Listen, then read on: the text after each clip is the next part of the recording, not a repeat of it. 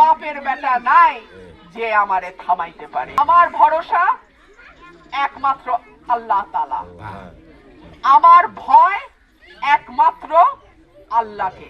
বিএনপির সাবেক নেত্রী রুবিন ফারহানার নির্বাচনী আসনের রাজনীতি এখন ফুটন্ত কড়াইয়ের মতো গরম। দল থেকে বহিষ্কৃত হয়েও দমে যাননি তিনি, বরং স্বতন্ত্র প্রার্থী হিসেবে মাঠে নেমেই সরাসরি চ্যালেঞ্জ ছুড়ে দিলেন সবাইকে।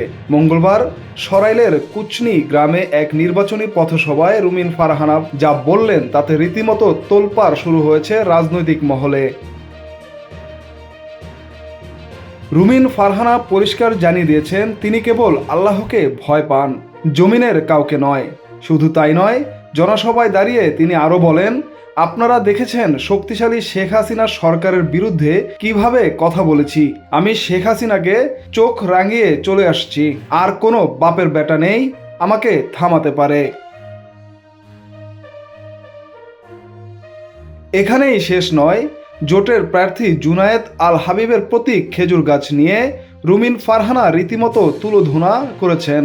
বিএনপি নেতাকর্মীদের দাবির মুখে ভাড়া করা প্রার্থী কেন আনা হলো সেই প্রশ্ন তুলে তিনি বলেন, হাঁস কি কখনো বাঘ হয়? খেজুর গাছ তো মরুভূমির গাছ, আর ধান হলো আমাদের প্রাণ। এখন শুনতে হয় সেই ধানই নাকি খেজুরের গাছ।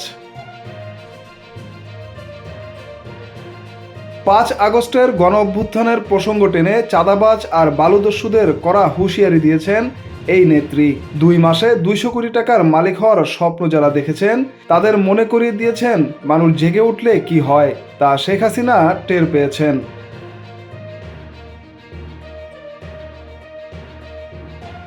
বিএনপির কেন্দ্রীয় পদ হারিয়েও রুবিন ফারহানা যেভাবে সরাইল আশুগঞ্জে জনস্রোত তৈরি করেছেন তাতে প্রশ্ন উঠছে, তবে কি সমীকরণ বদলে যেতে চলেছে ব্রাহ্মণবাড়িয়া 2 আসনের?